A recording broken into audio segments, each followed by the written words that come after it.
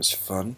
I wanted to show a video of all that happened there, but then this thing comes up with the whole psychologist blah, and now I feel like I need to address that. So, turns out, surprisingly, there are an enormous number of codes that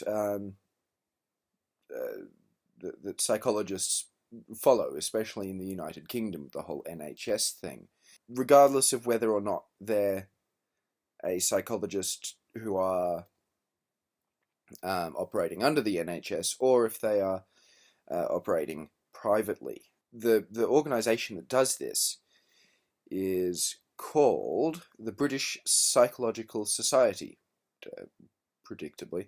They have a professional practice board, and they put out guidelines, generic professional practice guidelines. Now, anyone you see who is a psychologist should be a member of this society. In those guidelines, they lay out a variety of things.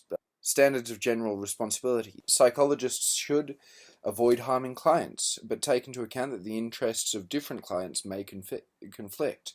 The psychologist will need to weigh these interests and the potential harm caused by alternative courses of action or inaction, which is a lot more complicated than do no harm in the Hippocratic Oath. Continues going on in another one of these advisory documents.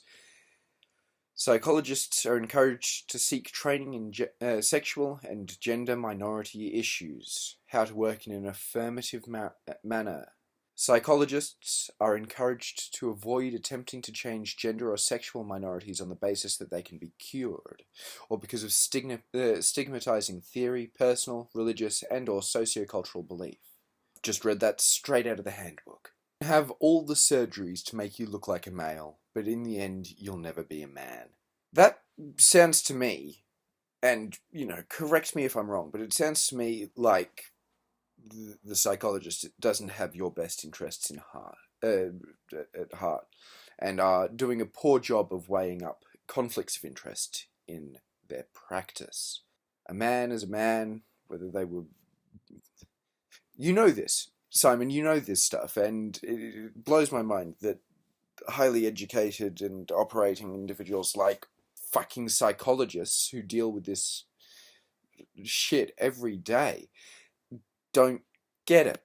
It's worth noting that your psychologist is now 65 years behind the time. In the second half of the 20th century, awareness of the phenomenon of gender dysphoria increased, and health professionals began to provide assistance to alleviate gender dysphoria by supporting changes in primary and secondary sex characteristics through hormone therapy and surgery, along with a change in gender role.